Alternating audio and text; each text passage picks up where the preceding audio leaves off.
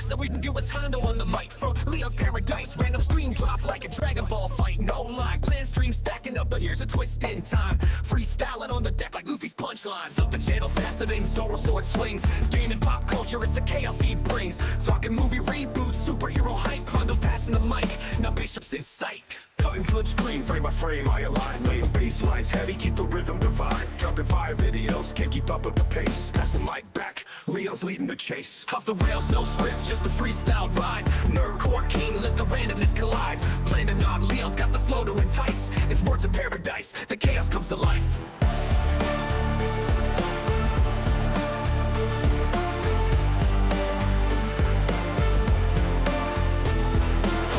No script, just a freestyle ride. Nerdcore king, let the randomness collide. Planning on Leo's got the flow to entice. It's words of paradise, the chaos comes to life.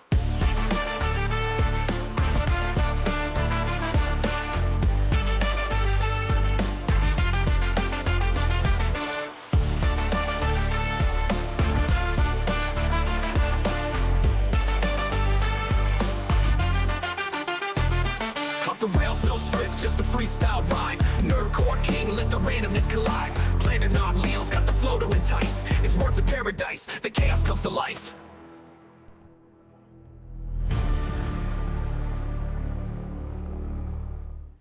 Merry Christmas and a Happy New Year. How are all you vital idols doing?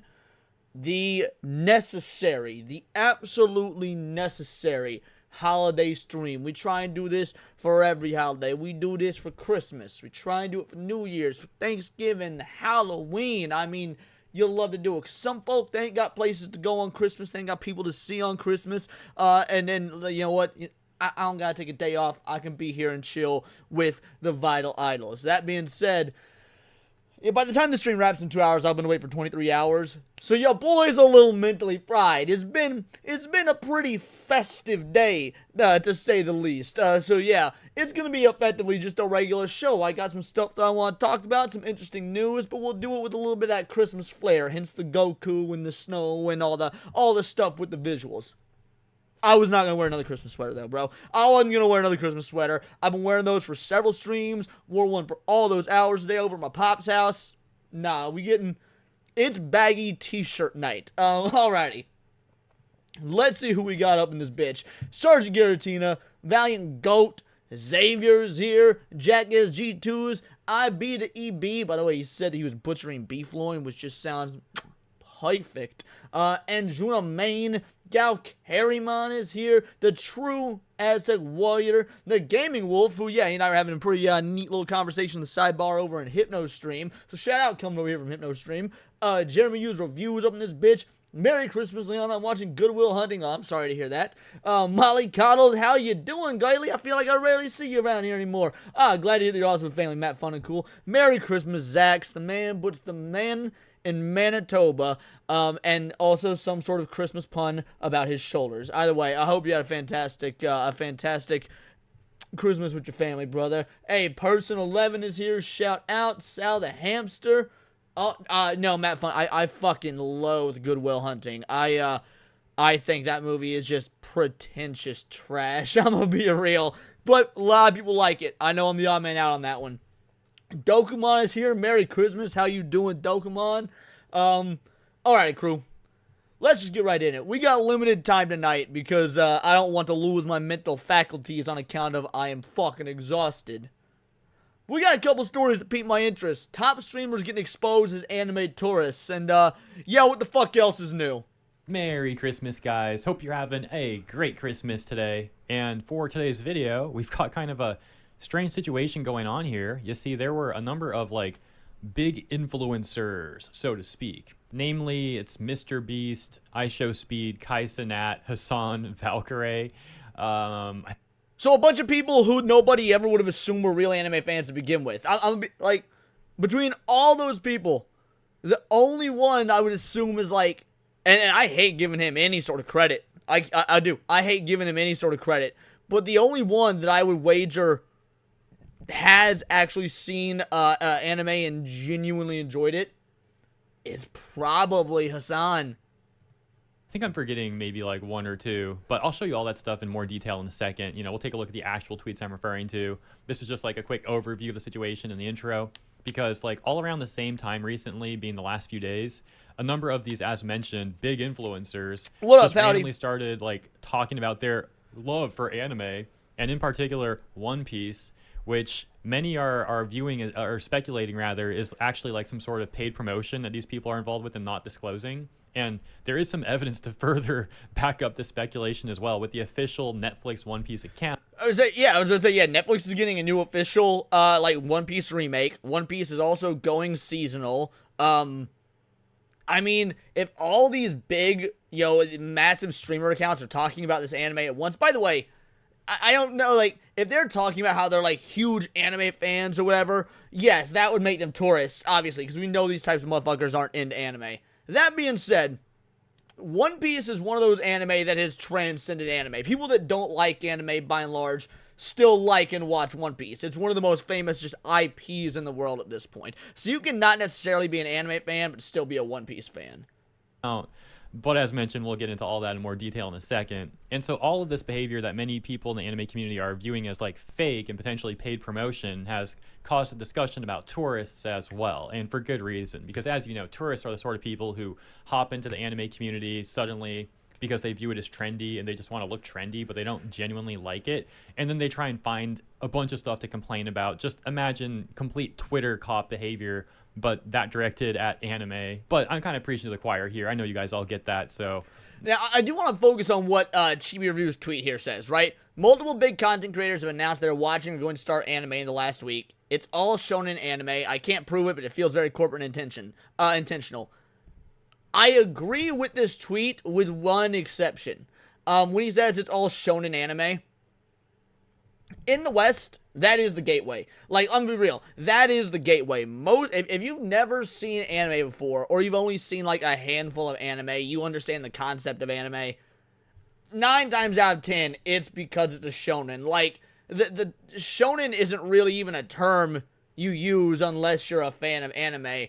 To most, casuals or just observers from the outskirts, that's what they think all anime is shonen anime. So I don't think that's strange. Like if you got together in the room 100 people who've seen anime and you ask them what their first anime was, 95 of those 100 will have started with the shonen.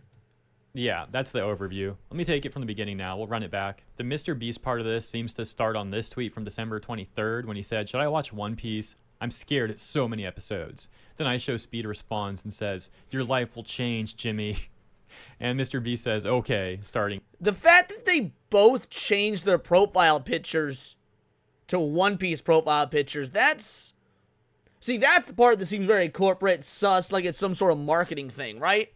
There's no way that these giant streamers, the biggest streamers in the world, whose entire brand is based on their fucking face, are gonna remove their face from X and put just anime profile pictures.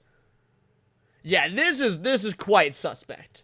Now, here's where things begin to get a bit stranger though, because Mr. Beast responds to a tweet that seems to have been from IShowSpeed that's since been deleted, where Mr. Beast says that he's now been converted, implying to be converted to a One Piece fan now. Now, excuse me, let me also rephrase that. This doesn't seem to be from IShowSpeed. He was definitely responding to IShowSpeed.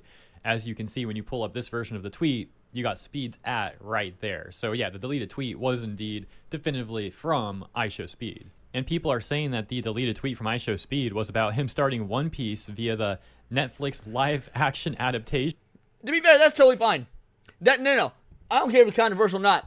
Starting One Piece, the live action adaptation, is totally fine. I got a buddy who had never seen One Piece before in his life. In fact, the only anime he had ever watched were Dragon Ball, Naruto, and Pokemon. He watched the live action One Piece, fucking fell in love with it, immediately started the anime, and over the course of like 6-9 months, however long it was, got caught up with the anime itself. Like the live action took him to the anime, and he also fell in love with the anime. So it did its job. It did what it should have done.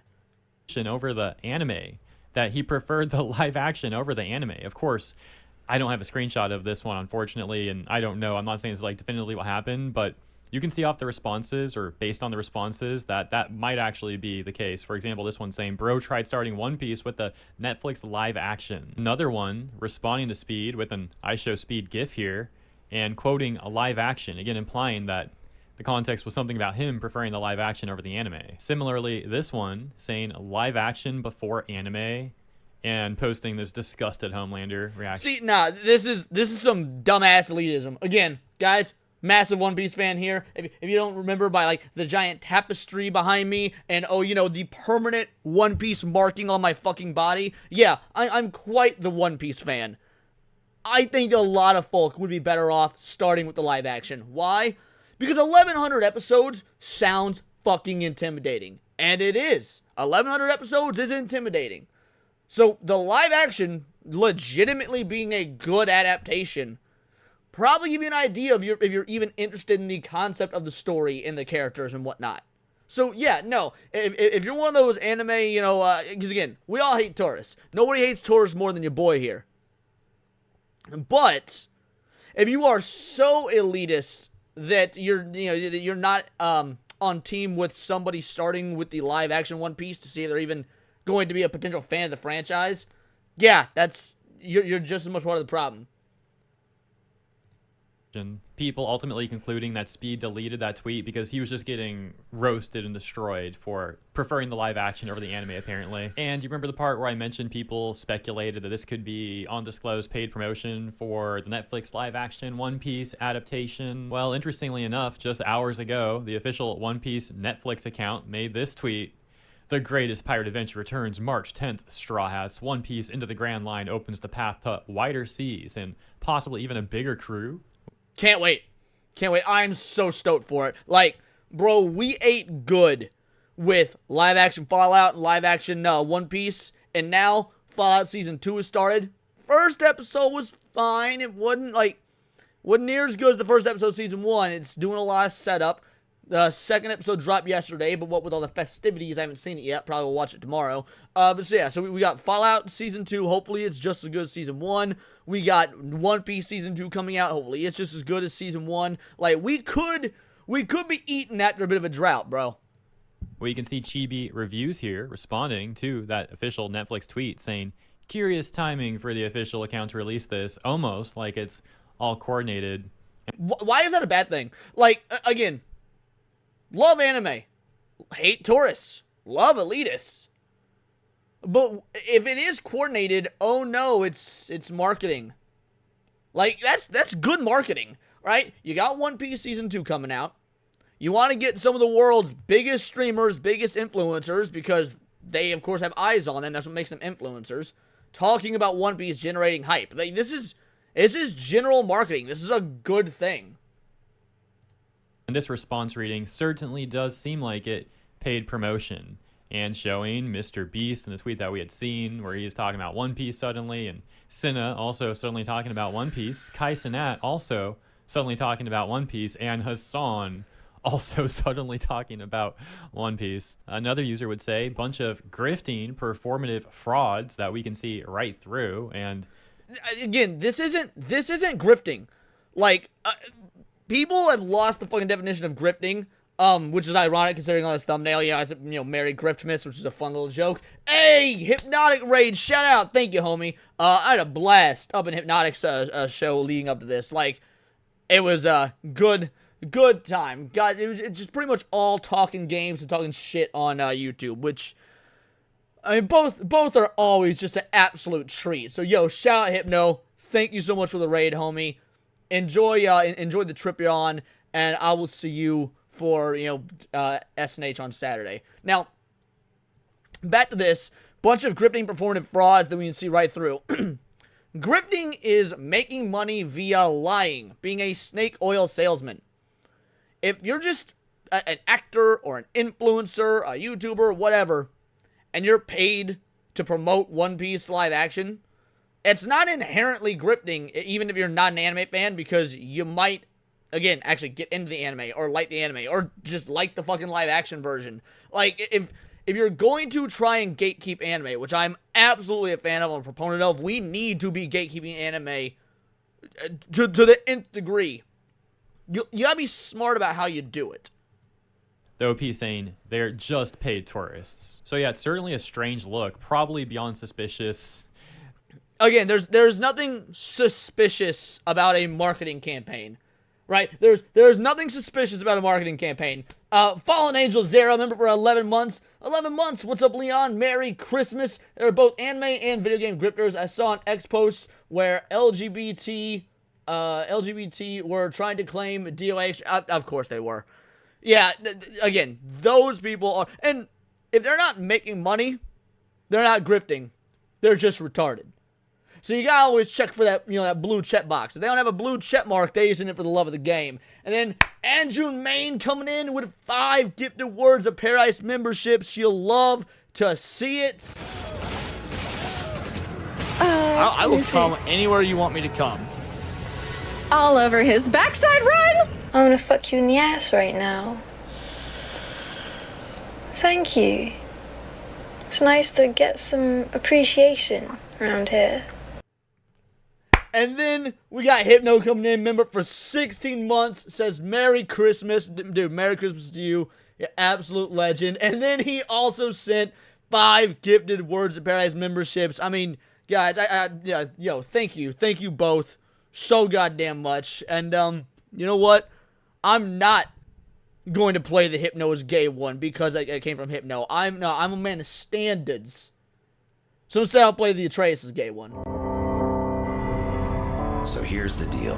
Life doesn't always want to be your friend. Sometimes it'll feel like life wants to hurt you. My ass. That was a downer. But you can't just hide, because nobody likes a quitter. Your ass don't hurt. I'll go first. You gotta take chances. This fire isn't gonna stop me. They never said it was gonna be fun or easy. Subscribe to New Black Street. Subscribe to Atreus. And yeah, I'll catch y'all next Saturday. I swear, dude, what a straight up homo. Am I right? Like, yeah, nah, just a fucking flaming Atlanta gay. But we love him. And then, Alucard coming in with a 5-banger. Merry Christmas, you filthy animals. And a Happy New Year. A Happy New Year to you as well, brother. Shout out. Thank you so much. This is for you. How you doing, sir? Good. Can we talk to you? Where are you from? You live in New York? Who are you? Don Lemon. You're a fucking moron, dude. And last but not least, we got Xavier coming in, member for 15 months. Dude, truly appreciate 15 months. That's a hell of a long time. Hitting that Super Saiyan God. Merry Christmas. Merry Christmas. Alrighty. Dude, again, I appreciate all y'all. Thank you so much. Probably more reasonable to assume that there is something going on here. The question is, like, what is that thing? Because it's not conclusive that they're definitively, like, doing undisclosed paid promotion for the Netflix live action adaptation. Though it's very coincidental and, like, certainly a possibility that's the case. Well, again, just because it's currently undisclosed doesn't mean that it will be disclosed. I mean, for example, yes, Netflix put out their tweet. These guys changed their profile pictures, and they've started talking about how they're wanting to get into One Piece. Could just be the ramp up to our marketing campaign. Also, do paid promotions from celebs have to be disclosed? I'm not actually sure they do. All right, how do we want to phrase this? Do paid promotions require disclosure by law? In most places, especially under FTC guidelines in the U.S. and EU consumer laws, to inform audiences about any material connection like payments. All right, so maybe they do. But, okay.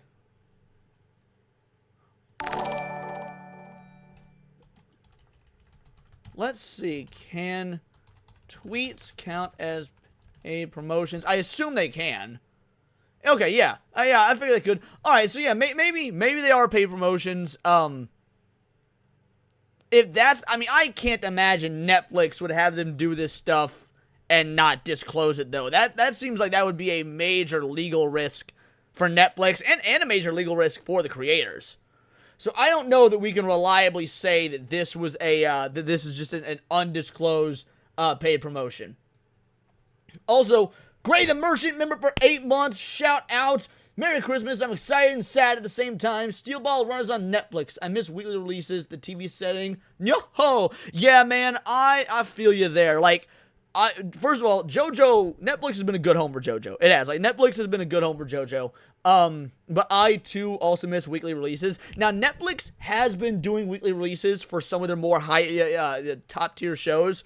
They've been experimenting with the weekly releases. A few of their shows have done that. Is it confirmed that Steel Ball Run is going to drop all at once? Because, I mean, it could be weekly release. Either way, man, yeah, Steel Ball Run is going to be fantastic.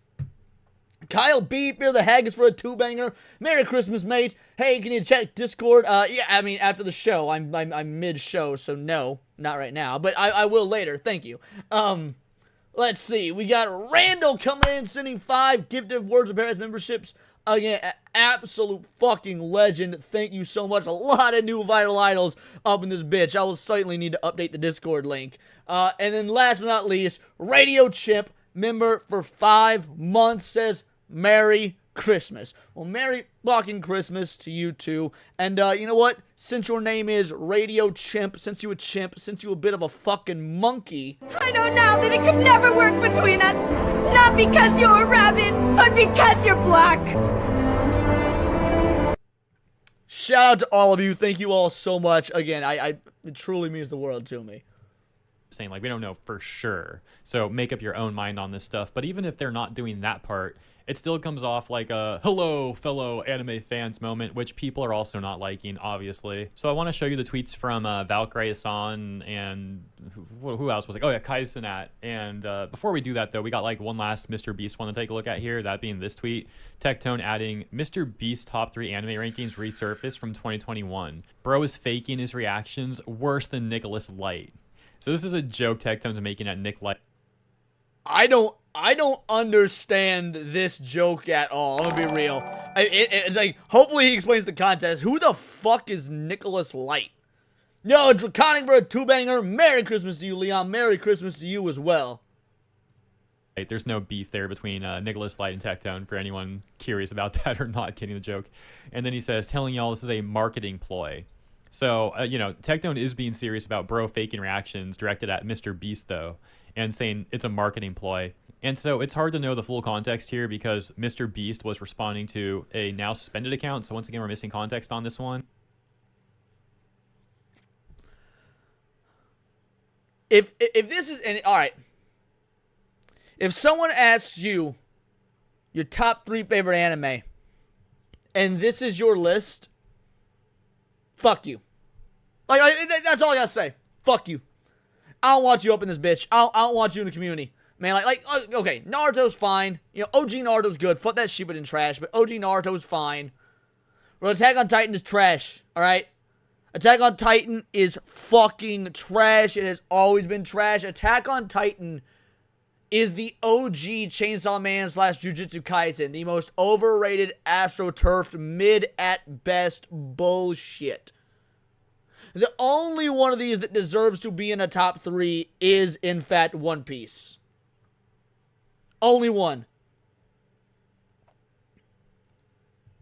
But yeah, you can see, once again, he had said Naruto, AOT, One Piece, apparently ranking them and putting One Piece last. But just days ago, he was acting like he's never seen One Piece. So how could he rank it years ago? Well, this account would do a little investigating and find the archive of that tweet where Mr. Beast had apparently responded to anime tweets where they said, which is the better anime, Naruto, One Piece, or Attack on Titan? And Mr. Beast, once again, yes, ranking it Naruto, AOT, and then lastly, One Piece. So people are kind of split on this. Some people are using this as evidence to say that... Wait. So,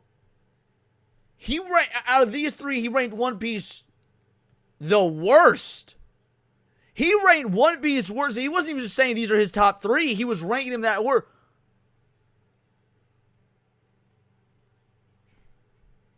I was about to say something that would absolutely have gotten this stream hypnotic. Mr. Beast is lying about never seeing One Piece, and that's why he had ranked them before. But other people are saying this could just mean he's never watched One Piece, and so it kind of like arbitrarily ended up in last place. That is a fair assessment. Like, if he's never seen One Piece, then it would make sense to not include it. That would check out. Yo, Adjuna Main for 3 months. Merry Christmas, bruv. Hope it's been pristine. Thank you for sharing a holiday with us all. I appreciate all you do. I appreciate all you beautiful bastards. Again, I'm blessed to be able to do this. It's a Christmas fucking miracle. So thank you so much.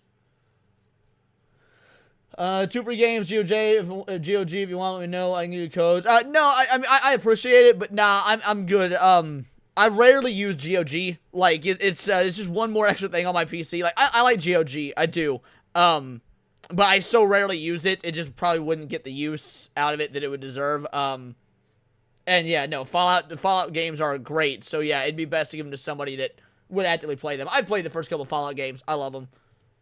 You know, once again, come up to your own conclusion on this one. The last note about the Mr. Beast part of all this, and then we'll move on to the Valkyrie, Hassan, Kaisenat, like sudden anime, sudden One Piece tweets, is this post from Yeet that says, Mr. Beast announces his conversion to One Piece and changes his profile picture. The responses are filled with people calling it fake behavior and speculating that he's getting paid or something, and that these other creators are also getting paid. Bunch of comments also calling him a tourist and stuff like that. This user even taking it a little further with their speculation, saying he's playing a character. If Mr. Beast showed up as a character in Season 2, that would be that wouldn't be a deal breaker for me. Let's say 95% of the live action One Piece is good, and then Mr. Beast is on screen. I'm gonna be real. This is how much I don't want Mr. Beast to be in live action Season 2. I actively enjoy watching the tranny that plays Kobe on screen more than I would enjoy Mr. Beast being in live action One Piece.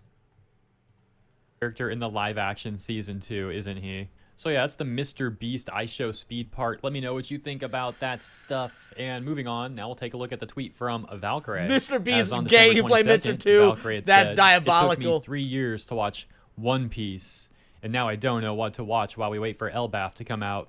Is there anything comparable to the character development and story writing in One Piece? The series has made me cry over and over. I love this series with my entire heart, lol. By far my all-time favorite anime I've ever seen. Crying emoji. As for Hassan, he responded to Mr. Beast's tweet from December 23rd, the one that we started with, that initial tweet, where he said, should I watch One Piece? Wait, Kobe is a girl. Yeah, so the actor that plays Kobe in the live action One Piece. Now, the character is still male. Like, they didn't make the character by the way, this is why the live action One Piece isn't woke. As much as people want to claim, oh, they hired a tranny to play Kobe. No, they didn't change the character at all. Kobe is still male. Kobe isn't trans. Nothing about the character was changed. They hired some tranny that used to be a girl that turned itself into a boy to play Kobe. And, like, I'm gonna be real, that's fine. You didn't see this actor going out and, like, being on the red carpet and doing these interviews. It's like, oh, the trans representation in One Piece is so important. Like, you didn't see any of that shit. No one mentioned anything about any of that nonsense. Like, the idea that, you know, you've got this character that is 100% unchanged, you know, Kobe, being played by, frankly, Kobe already a kind of pussy bitch-made character, until you get way later in the series, at least. So having a, you know, dude that used to be a chick, play that character, kinda does check out. I'm scared it's so many episodes. And Hassan said, I always dunked on One Piece fans for many years. I was intimidated by the number of episodes, thought the art style was corny, then I finally caved 3 to 4 years ago. There were ups and downs, but it's been an incredible journey overall. I get it now. You will too. So maybe this was just him responding to Mr. Beast, and this one's not a part of the potential, like, Netflix live action undisclosed paid promotion stuff that some of these people might be involved with. Yeah, as much as I loathe Hassan, and I do, I loathe Hassan. I mean, I've made so much content just dunking on that dumb son of a bitch. As much, I also have to be intellectually honest, and like, I had to be consistent. And it is obvious he has watched One Piece. He is completely incorrect in his political analysis of One Piece. Like, he's got the dumbest political analysis of One Piece you've ever fucking seen. But again, what are you gonna expect? It's fucking Hassan. However, I can admit that, I mean, yes, he has absolutely watched it.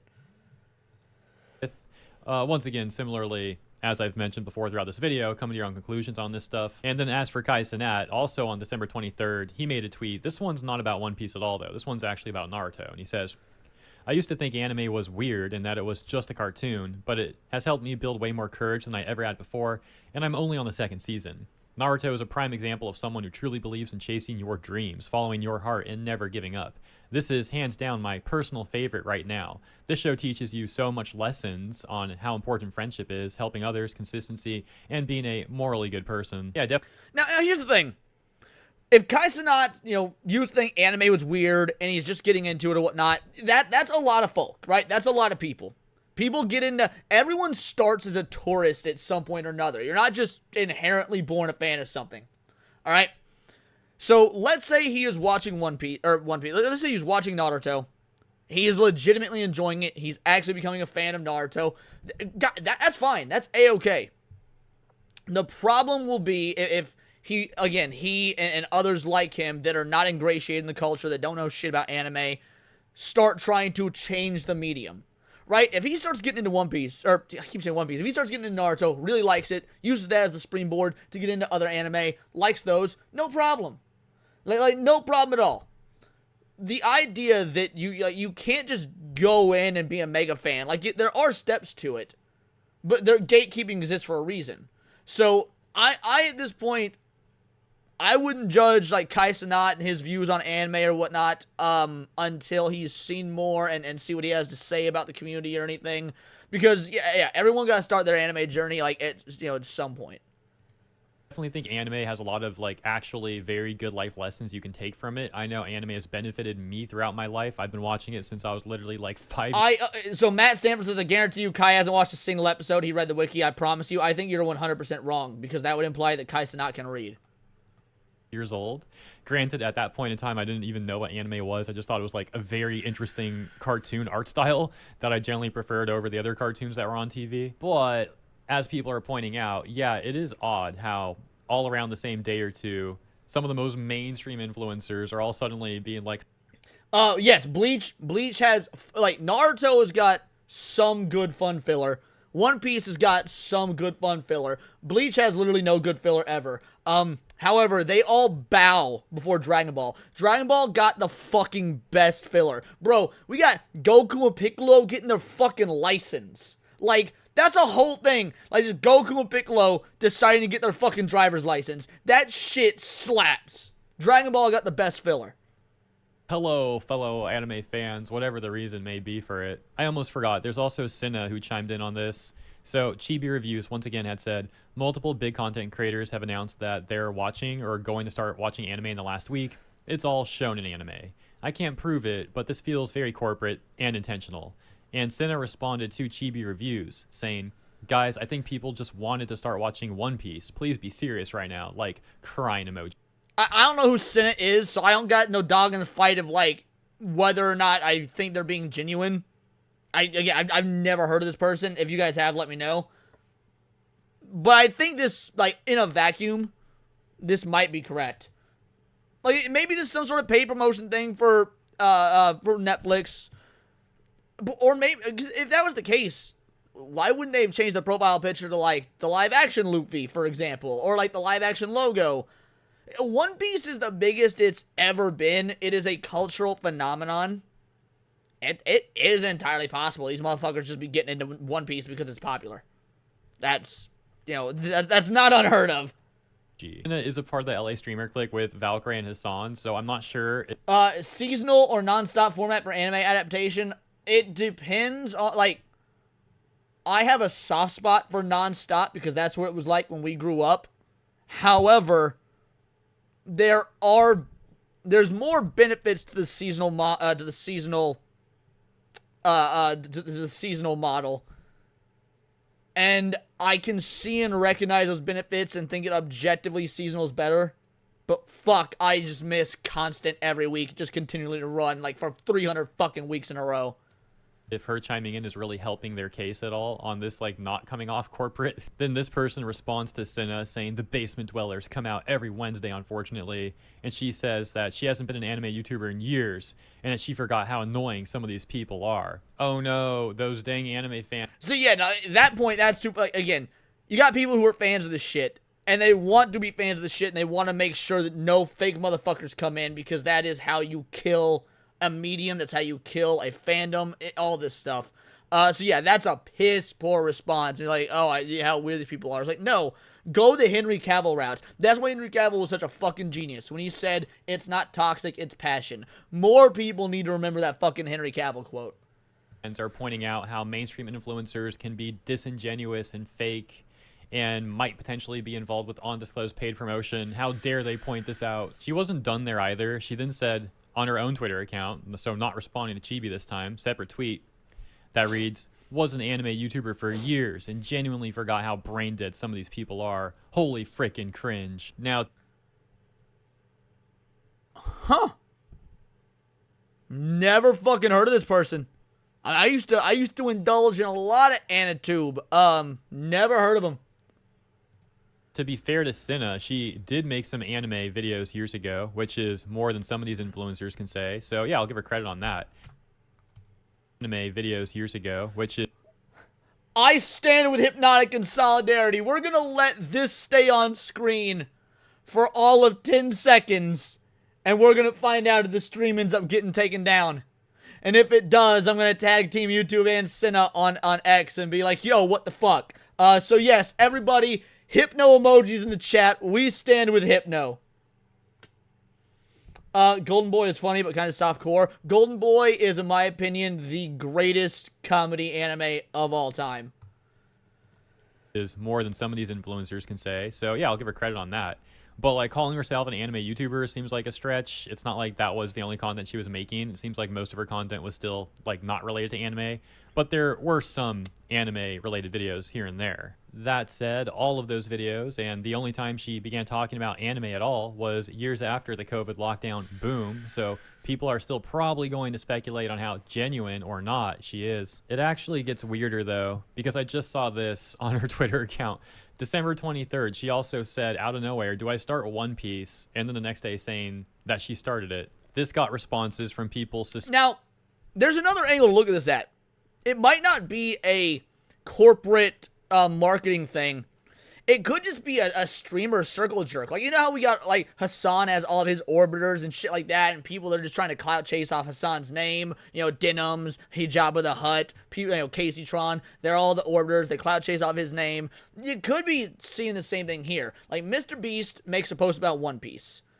Well, you got all these other streamers that also would want to capitalize on all the eyes being drawn to Mr. Beast's post about One Piece by saying similar shit. So, like, yeah, it's definitely a circle jerk, 100%. I don't know that we have evidence, at least enough evidence yet, to jump in on it being, you know, a corporate paid promo thing. But I don't think we can rule it out either.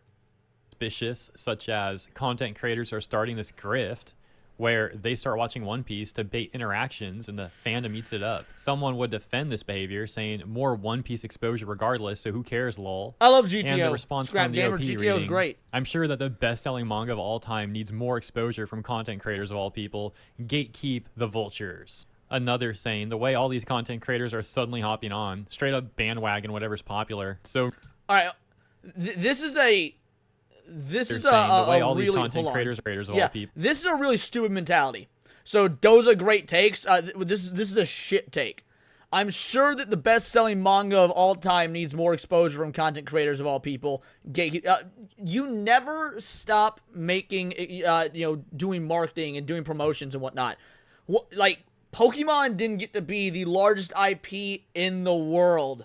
The entire fucking world, more than Harry Potter, more than the MCU, more than Star Wars, more than Star Trek, more than James Bond, probably more than all of that fucking combined.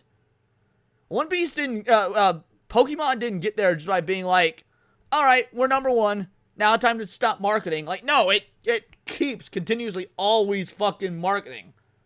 So, yeah, this is a brain-dead take from somebody who doesn't understand a single thing about just like, basic business. And I've never seen it on my goddess. Gatekeep the vultures. Another saying, the way all these content creators are suddenly hopping on, straight up bandwagon whatever's popular. So now all of these streamers want to get into anime? LOL, bro. We'll close with something wholesome and based, though. That being this tweet from Automaton West that reads, Neon Genesis Evangelion director Hideaki Anno doesn't believe creating for the global market is the way to go, saying, I'm sorry, but... I actually have this article bookmarked. Me and Cinny might cover this on Neon Leon tomorrow. it just depends on, I think, if we can get enough like steam out of the article to have our thoughts on it, because I mean, this is a subject I've talked about a lot. I don't know that there's really anything new to add to the discussion, but I've got this bookmarked just in case there is. The audience will have to be the one to adapt. Let me know what you think about this whole situation, and thank you for tuning in. I will make a little disclaimer here as well. Maybe I missed a thing or two because this involves a lot of like responses to responses, but I'm pretty sure I got all the main stuff, if not everything. So once again, thank you for tuning in. Have a Merry Christmas. Yep, that was a pretty good video. Like I said, even if there's a few different routes this can go, but at the end of the day, I would like to err on the side. By the way, I just linked the video in the chat. Make sure to give it a like and whatnot. That is just that's the proper thing to do when you do these streams. But yeah, no, by and large, this is obviously a streamer clout circle jerk. It might be being done for these inauthentic corporate reasons. I mean, at the end of the day, what it's going to boil down to is, do these people that watch One Piece or claim they're watching One Piece, whatnot, do they just shut the fuck up and watch it, or do they then make virtue signaling posts? Oh, I can't believe how they treat trans people in the show, as if they were ever going to fucking make it that far. Or it's like, oh my goodness, Sanji is such a perv, this show is so anti-woman. Like, if they start going on those sort of diatribes, yeah, you call these tourists out, you eviscerate them, you burn them at the fucking pyre. Today is Jesus' birthday. You crucify them like we did Jesus. Yeah, by and large, like, that's how you handle it. But right now, just with the few tweets that we saw, I just don't think we can jump to that conclusion quite yet. What up, Eagle Lord? Alrighty. Alright, moving on to our next topic. We've been going for about 45 minutes. We're going to move on to our next topic. Now, a lot of y'all might not know this. I started off my channel as a Wizards of the Coast oriented channel. Dungeons & Dragons, Magic the Gathering. Because I am a huge fan of those games. And I'm a huge hater of everything Wizards of the Coast. I loathe them. Like, the way that, real life fake wizard feels about Nintendo and Disney, that is me for Wizards of the Coast. Then we heard some rumors, some rumblings, that Elon Musk wants to buy Dungeons & Dragons. Alright. That's an interesting little perspective here. Let's see what this is about, because I don't know much about this. I've been holding off on learning about it specifically for the stream. Hey guys, welcome back to Clownfish TV. This is Neon. I'm not here with Geeky Sparkles in this video. We're going to talk about how Dungeons & Dragons is still racist or something. This ridiculous article from The Atlantic, and it was done this year. It was done like a month ago. And we've got one of the OG... Would I buy D&D if I could? Abso-fucking-lutely. I would buy Dungeons & Dragons... Well, to be fair... Like, who was it? Someone said, yeah, Fallen Angel Zero said you could just buy Hasbro for $10 billion. Yeah, right, like, I would just buy Hasbro because I would want both Magic the Gathering, and because as much as I love D&D, I actually love Magic the Gathering more. And I love Magic the Gathering notably more. Everything about my channel is Magic the Gathering references. Words of Paradise is a Magic the Gathering reference. Countercast, the name of my main stream, is a Magic the Gathering reference. On X, Bolt the Word is a Magic the Gathering reference. So, like, I would want... If I had to choose between the two, I would actually rather buy Magic the Gathering. But yeah, I would prefer to just buy both and fix them fucking both. TSR creators, we've got Robert J. Kuntz calling out this author. This whole thing is basically a meltdown about Elon Musk potentially buying Hasbro, which he talked about. I don't think he's serious. I don't think he's actually going to buy it. And if he did buy Hasbro, he would be buying it because he wanted the Optimus trademark. I can almost guarantee you that's his real motivation. But we're going to talk about this article and just, God, the nonsense, the narrative that D&D is like the most racist thing ever. I mean, this has been going on for years. If you go out and just look for racist white... And by the way, yeah, John is correct. Yeah, Hasbro bought Wizards of the Coast for Magic. Like... The thing that people don't know about Dungeons & Dragons, like, because Dungeons & Dragons had a massive resurgence in popularity over the last decade or so. Most of that can actually be attributed to Stranger Things. Like, if we're being real, Dungeons and Dragons wasn't really a moneymaker. Like, it wasn't a loss leader or anything. It didn't lose money. It wasn't doing bad. But it didn't make a whole lot of money because it still was super niche. Magic the Gathering, on the other hand, been like $1 billion enterprise for a long fucking time. Dungeons and Dragons. Catch you later, Matt. Look for this, and you're gonna see like a cajillion articles, especially from 2016 through 2020. Oh, right. But, Critical Role was another huge thing that got people into Dungeons and Dragons. Yeah, Critical Role and Stranger Things both cumulatively. Why does the game suck now? Well, the game sucks because we have a lot of people come into the hobby that were not part of the hobby during the early days. And I do understand. I understand that, hobbies change, demographics change. I get that. Matt, that means the world to me. D&D, in my opinion, tabletop gaming has been popularized in the last 10 to 12 years by Hollywood types and Tumblerinas that have latched onto it because for them it's an OC generation tool, and they can LARP. And by the way, not just Hollywood. Like, he is correct about the Hollywood aspect, but also anime. Like, so many anime are direct references to D&D, or to tabletop games in general. Like, off the top of my head, Goblin Slayer and Konosuba both are directly inspired and effectively almost like satires of tabletop gaming. And Konosuba and Goblin Slayer are, of course, huge anime. As their OCs. And that whole culture has kind of permeated Dungeons & Dragons at the expense of, I believe, pushing out the old school fans. Correct. People that have been with this hobby for a very long time. People that have been playing since the 70s. And it's gotten so bad that even the official Dungeons & Dragons material coming from Wizards of the Coast, like they're actually pushing out, they're actually making some really shitty comments about the original creators, talking about how they were, just a bunch of white men from the flyover states, middle-aged white men. Anytime an article like this is written, I always cover it. Like, if an article like this is written and I see it, and knowing my views are going to be shit, my D&D and Magic the Gathering views are always amongst the worst on my channel, and I don't give a fuck because this shit needs to be fucking talked about. Which is, by the way, also really funny because one of the things that, like, legitimately got me monetized was Dungeons and Dragons and Magic the Gathering content. Talking about the OGL, talking about the fucking Lord of the Rings, Black Aragorn, all that shit. But nowadays, articles like this, these do dog shit numbers. Don't give a fuck. I will never not talk about this because what has happened to these games is, like, it is legitimately, in my opinion, worse than what Disney did to Star Wars. Like, if I had to pick, if you said, Leon, you can fix one, but the other has to stay the same or even get worse, Dungeons & Dragons / Magic the Gathering or Star Wars, I would let Star Wars fucking rot if it meant fixing Magic and D&D. Very dare they? So we're going to take a look at this. This is just pure nonsense. This happens all the time. I mean, this happens every couple of months. There's a new Tolkien was racist, D&D is racist, and it's basically racist because we're not playing it the way I think we should play it. And you've always been free to make this game whatever you want it to be. If you want, a tribe of trans pansexual.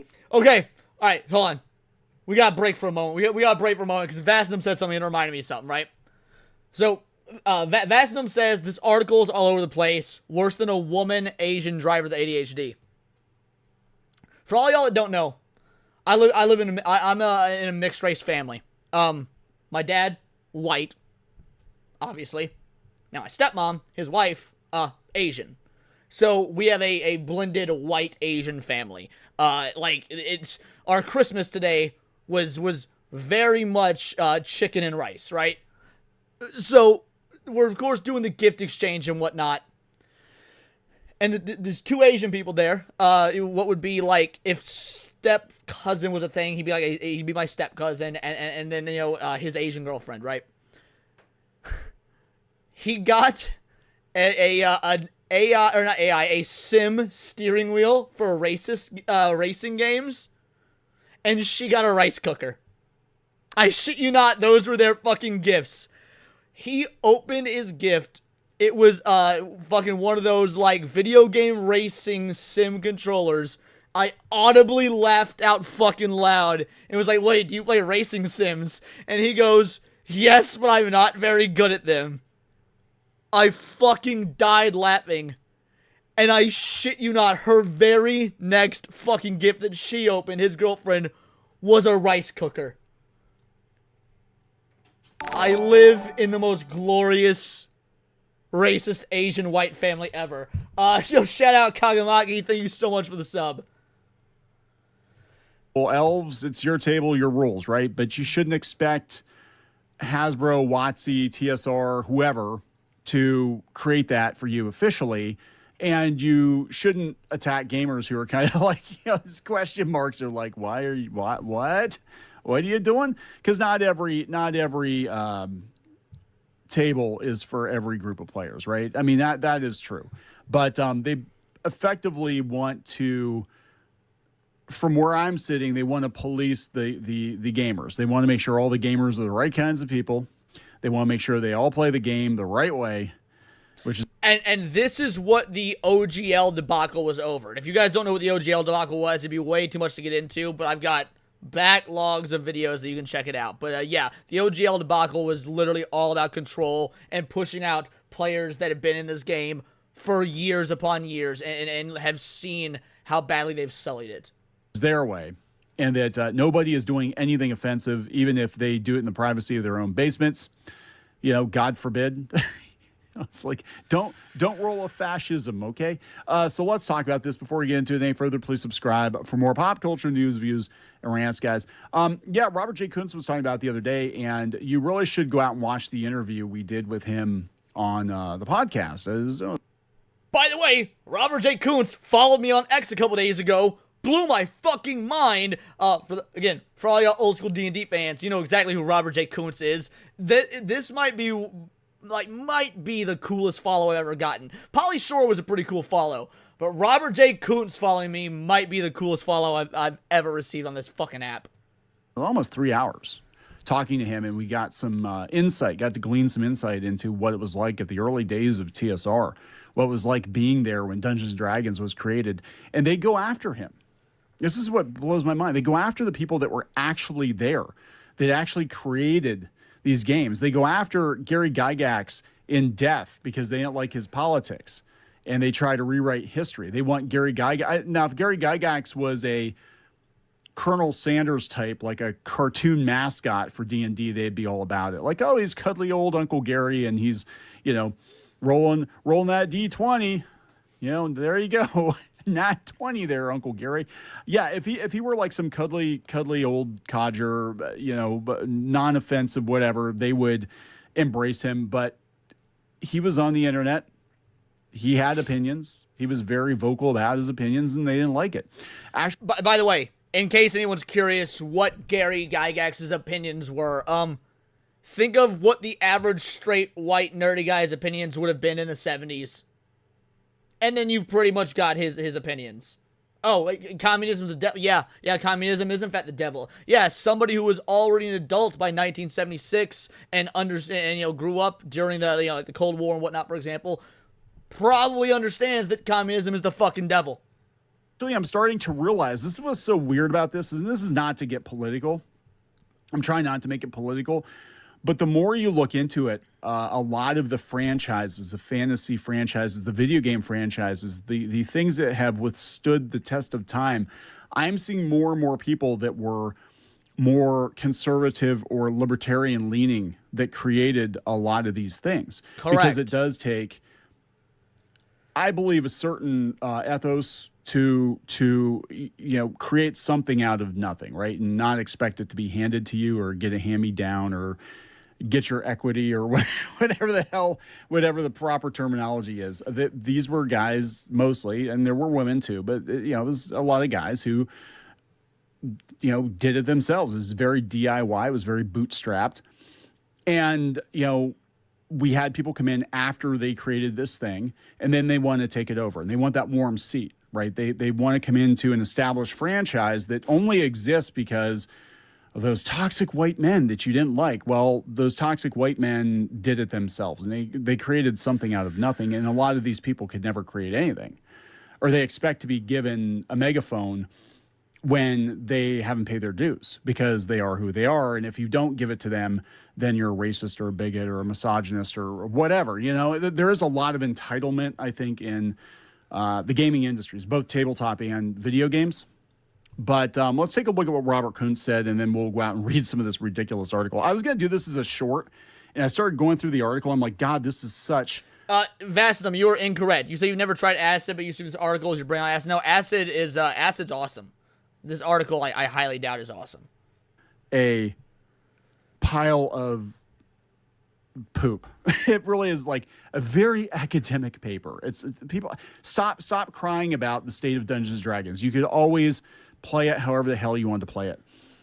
I don't care. I don't care if you've got a village full of, like I said, trans, gay, furry kins, whatever. You want, do whatever you want to do, but don't expect everybody else to want to play at that table too.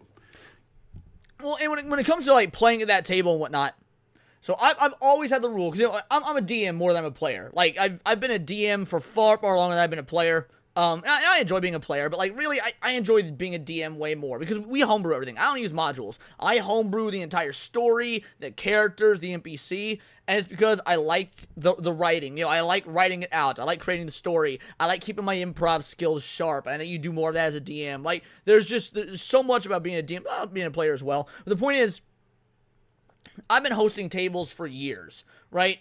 And we had this one particular gal, and I've told, if you guys have heard me tell this story before, then I apologize, but I know there's a lot of new people here and whatnot.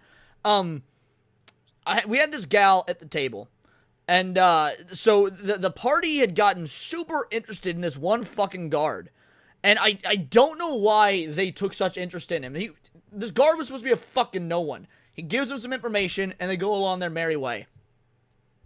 I think like one of them failed a check to like a motive check or something like that, and so they got bad vibes from him, I think is what happened. This was years ago, so I don't remember. But so they became super suspicious of this guard, and so I was like, oh fuck it, opportunity for some improv here. So they started like following the guard home after his shift was over, and they got and they started like watching him through his like cottage window, and so I had the guard viciously assault his wife, so that they could be justified in their, like, suspicion of this guy. And, so, of course, they break into they break into the cottage. An encounter starts with the guard. It's a very simple encounter because, you know, it's like a 4v1. And, yeah, they kill the motherfucker. So, after that session was over... Oh, shout out! Thank you for the sub, Cody! After that session was over, one of the members of my play group was... a blue-haired feminist. Like, actually, her hair was green, but, like, think of what you think of when you think of a blue-haired feminist type. Overweight, nose ring, glasses, super pale, unattractive to the max, unfuckable in every single degree, has kind of an annoying nasally voice, really likes The Amazing Spider-Man, even though, like, Andrew Garfield fucking sucks. All of that. So, after the game was over... she pulled me aside and she told me that the vicious assault of the guard on his wife made her uncomfortable and that she doesn't want me to do things like that in the game. Now, I told her, no.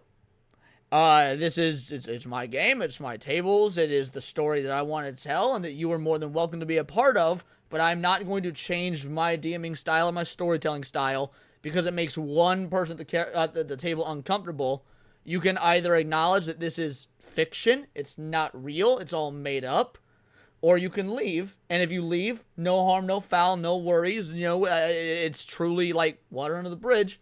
But again, at the end of the day, it's not real, and I'm not going to change the game that everybody else is enjoying based on your feelings. And the green-haired feminist did something you will never expect. She said, yeah, actually, that makes sense. That's fair. And she continued to play with us for many, many, many sessions afterwards. I shit you not, it was that simple. Now, granted, this was like 2017-ish, so times have changed. I don't know that she would be so reasonable nowadays. I don't think a lot of these types would be so reasonable nowadays. But that's that's the way it went down and around. Like I said, it was like 2016, 2017, right around then. And yeah, again, and she continued playing with us for quite a while until we all sort of went our separate ways. You know, playgroup fell apart, things like that, because that always happens. But it wasn't for any like political reason. So yeah, it was fucking fine. Yo, Panther, I'm member for 23 months, almost 2 years here. Merry Christmas, dude. Thank you so much. Almost 2 years. Absolute fucking legend. I think I've got badges for additional year marks now. So you guys that have been here for a while, probably be getting new badges pretty soon. I think there is a new 24-month badge. I also plan on adding new emojis very soon. Yeah, it's a very niche audience, right? Robert J. Kuntz, who was there. Why Elon Musk needs Dungeons & Dragons to be racist. So all the buzzwords. Elon, I don't think is even that interested in buying D&D at this point. I don't think he talked about it, but again, if he buys Hasbro, that's a whole nother can of worms, and I think he'd be more interested in the Optimus trademark, but that's just me. So the game is more popular than ever, reaching far beyond its original audience of Midwestern misfits and bookish nerds, which inspired the world's richest man to lash out because his favorite role-playing game wasn't as racist and sexist as it used to be. Oh, fuck right off. That is such a... Now, by the way, was Dungeons & Dragons ever racist? Yes. But in the proper way. It was racist in the way that it is part of the world building, as it fucking should be. All right? Like, I don't know how much y'all know about the Star Wars universe, but did you know that to be an Imperial officer, like, you know, a Grand Moff and such, you had to be a human? Why? Because Darth Sidious was fucking racist against aliens. The only reason that Thrawn had the command posts he had was he was that fucking good. He was the one exception to the humans only rule and literally got his position based on merit. And guess what? That adds to the lore. That adds to the world building. That is the kind of racist that D&D was, because nowadays it's not there. They've completely stripped all the lore and the world building. As far as sexist, I can't think that D&D was ever sexist. But racist, yes. But again, in the good, proper lore world building way. Bad take. This is such a bad take. So Elon Musk needs Dungeons & Dragons to be racist, according to The Atlantic. And this person basically goes through and says that they were a misfit and that they, started playing. If the Drow are sexist, you might be right. I'd have to relearn my Drow history, but I'm pretty sure the Drow would be sexist against males, because the Drow society is a matriarchy, if I recall. So they'd be sexist against males, and males would be like subservient to the female class and whatnot. And yes, fictional racism is not racist, exactly. D&D because they were a misfit. Most of us did, including myself. But yeah, last November on X, the billionaire tycoon Elon Musk told the toy company Hasbro to burn in hell. Hasbro owns Wizards of the Coast, which produces the games Dungeons & Dragons. Neither Hasbro nor Wizards of the Coast invented Dungeons & Dragons. Let's be very, very clear. They acquired it, but they did not invent it. This is all correct. It came from Gygax and Arneson. It came from TSR. Wizards had just released a book on the making of the game that was critical of some of its creators' old material. Nobody, and I mean nobody, gets to trash the geniuses who created Dungeons & Dragons, Musk wrote. Well, and dude, I've talked about this on stream as well before, so I'm going to repeat myself. I apologize. So this was last summer, I believe. So like a year and a half or so ago. I was scrolling through Amazon Prime Video, and there was this documentary about the history of specifically the art of Dungeons & Dragons. And I was like, oh, that sounds like a cool documentary. Like an entire hour and a half long documentary just all about how the art got started and how the art has evolved. And yeah, it was an hour long, because I remember what happened to the 45-minute mark. And for the first hour, or for the first 45 minutes, it was fucking awesome. Like, it was a brilliant documentary. I learned so much. It gave such great insight and backstory. Showed off all this amazing, like generational D&D art. And in the last 15 fucking minutes, in the last fucking 15 minutes of this documentary, they went on this diatribe about how Dungeons and Dragons is better now because there's less white characters and less, save the princess mentalities. And like it went full DEI, white man bad, old school players bad for the entire last 15 minutes of the fucking documentary. And I was pissed. Like, they knew what they were doing. They had the mental, they had the correct thought process to put that shit at the end. Because if it was anywhere else, motherfuckers would have turned that documentary off. They knew they were insulting the vast majority of the people that would actually watch a documentary like that, like your boy here. And so they snuck it in the last fucking 15 minutes. Fuck those hoes. The book acknowledged that some earlier iterations of the game relied on racist and sexist stereotypes and included a virtual catalog of insensitive and derogatory language after a designer at Wizards said the company's priority now was responding to progressives and underrepresented groups who justly took offense at those stereotypes and not to the ire of the grognards, a reference to early fans such as Musk. Musk asked how much is Hasbro, suggesting that he might buy the company to impose his vision on it, as he'd done with Twitter. There's a lot to unpack here. We've covered this, and it was absolute bullshit. It was the 50th anniversary retrospective of Dungeons and Dragons, and even if they felt that way at the company, you do not use that platform, that opportunity, that anniversary to take a steaming shit on the people who created the game and who effectively handed you a job, because you didn't make it. Hasbro didn't make it. Wizards didn't make it. Gygax, Arneson, all the other contributors, Robert J. Kuntz, they made it. You're parasites. You came in later. You came in later after it was already established. Show a little fucking respect. I mean, seriously, show a little fucking respect. And while I agree with him, show a little fucking respect, here's why they won't. And I hate being black-pilled, and I hate saying things. Like, I'm normally very much like, yo, things are going to get better, we're going to win this. When it comes to gaming, obviously in video games, we're just seeing major strides to the industry getting back to what it used to be, at least especially in like the indie and AA space. We're seeing AAA fail and flail. It's glorious. I'm super positive about gaming. Even with Hollywood, we're seeing like movies, they're still not good. The writing is still a lot, trash in a lot of movies and whatnot. But they're notably less political, less, woke, less ideologically driven. A lot of times in most like modern Hollywood movies, they're shitty because the writing is bad, not because the writing is bad and politically bad. So we're making strides there. We're making strides in all these avenues, right? Except for Wizards of the Coast. Dungeons and Dragons and Magic the Gathering is like the one place where get woke, go broke doesn't fucking exist. I don't know what it is about those two things, but even as it gets more and more, progressively, ideologically, like not even left-leaning, full-on communist, people keep buying that shit. Dungeons and Dragons is making the most money now it's ever made. Magic the Gathering is making the most money now it's ever fucking made.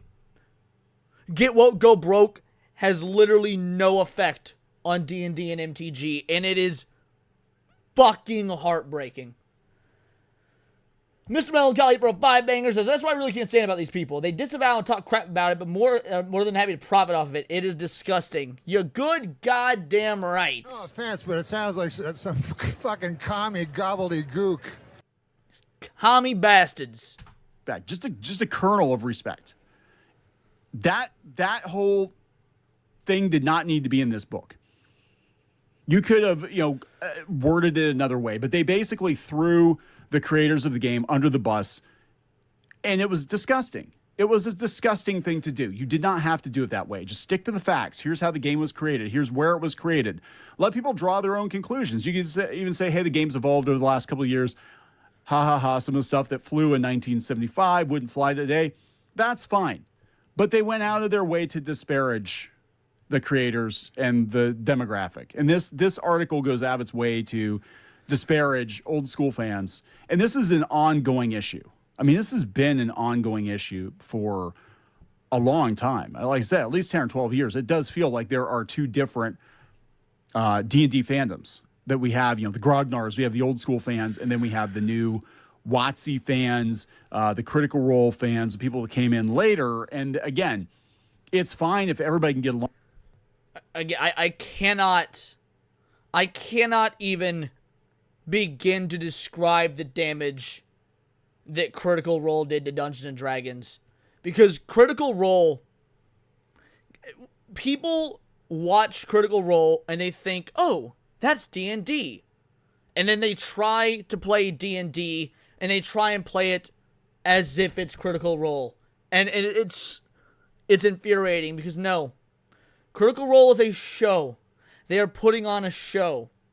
These people aren't playing D&D. They are making a show about playing D&D. The Matthew Mercer effect has had the worst, it's been the worst possible thing to happen to any aspiring dungeon master in probably the entire lifetime of my time playing the game. Yo, Asphodel Merchants, it has been a minute. Magic the Gathering get away with it because the cards themselves aren't woke. You only find out about the woke stuff by reading press releases. So, I would mostly agree with that.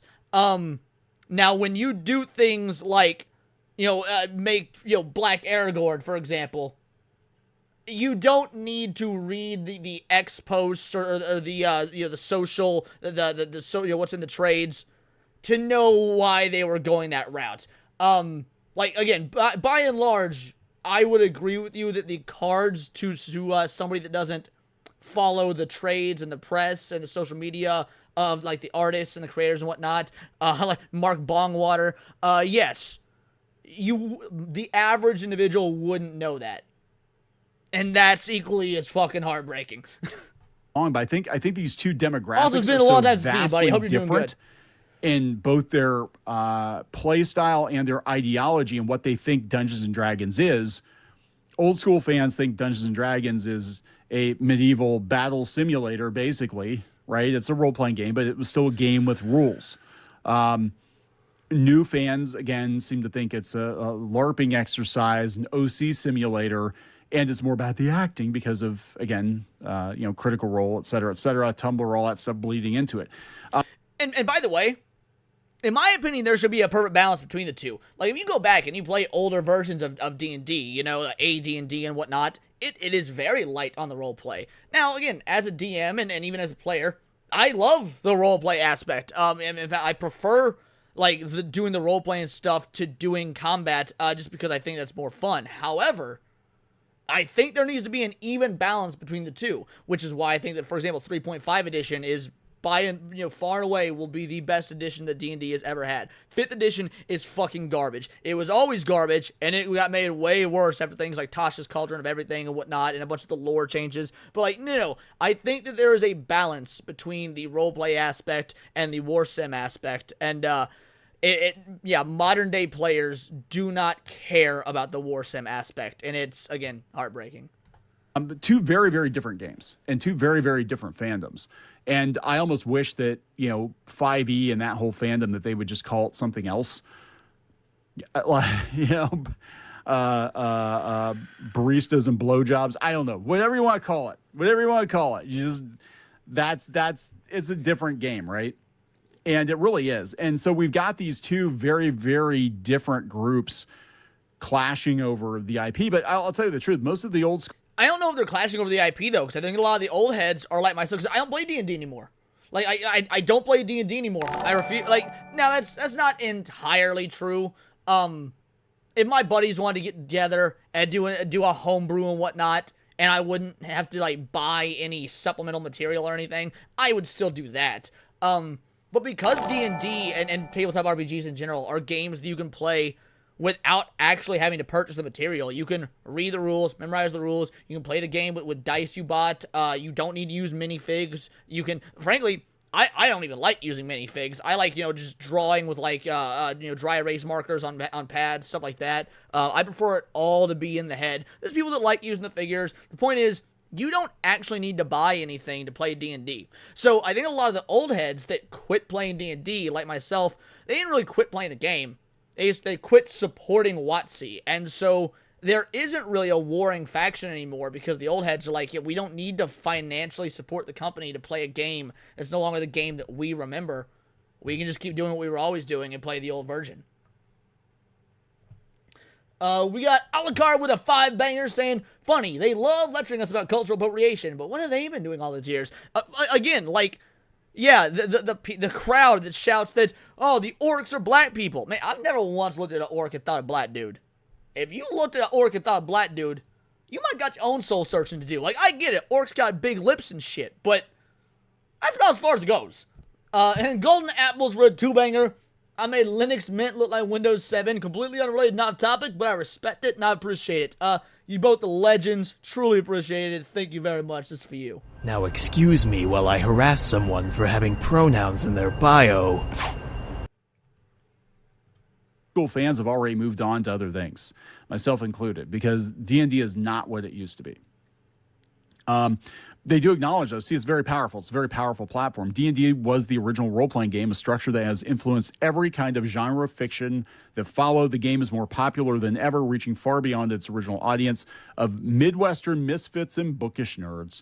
And for some fans, that's a problem. So they go on to talk about their... they go on to talk about their own problems. And, oh God, and it all goes back to Tolkien because look, early D&D was basically an unofficial, in a lot of ways, not completely, but in a lot of ways, it was like an unofficial tabletop game of Tolkien. It was very, very similar to Tolkien. Well, it was also an unofficial tabletop game of the Lovecraftian tales until the Lovecraft estate said, you can't fucking do that. Why is Cthulhu in your monster manual? Get that shit out or we're suing you. Very funny stuff. Tolkien's world, right? So they have a problem with Tolkien, and they have a problem with things in Tolkien's universe, Middle Earth. They have a problem with Dungeons and Dragons because you can see the connective tissue there, right? D&D wouldn't exist without Tolkien's The Hobbit, fantasy seminal 20th century text published in 1937. When Tolkien's German publisher, to comply with Nazi racial laws, tried to determine whether the author was Jewish, Tolkien was outraged. A draft of his response reads, if I am to understand that you're inquiring whether I am of Jewish origin, I can only reply that I regret I appear to have no ancestors of that gifted people. He expressed his disgust to his publisher. I have many Jewish friends who should regret giving any color to the notion that I subscribe to the wholly pernicious and unscientific race doctrine. Unfortunately. Okay, so that's a very good thing to say, right? They're questioning, do you have Jewish friends? Well, yeah, I have Jewish friends, and I can't believe you would ask me that and ask me if I was Jewish and whatever. Oh, no, we can't just leave that alone because there's this whole damn effort by academia to destroy Tolkien. Unfortunately, a pernicious and unscientific race doctrine permeated the era in which The Hobbit and Lord of the Rings series that followed it were written, an era in which many Westerners believed that races shared particular natures, characteristics, and capabilities, that genetic determinism seeped into the books. Although uncountable readers were inspired by the tales of its diminutive heroes, defying stereotypes to save the world, some drew other conclusions.